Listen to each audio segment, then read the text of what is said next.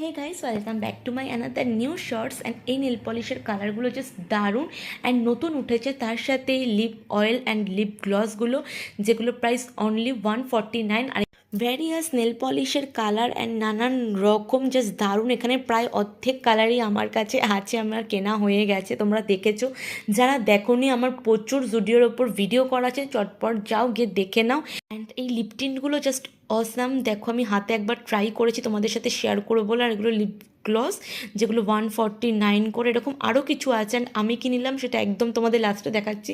আর mainly blusher হাইলাইটারগুলো just আমার দারুণ লেগেছে।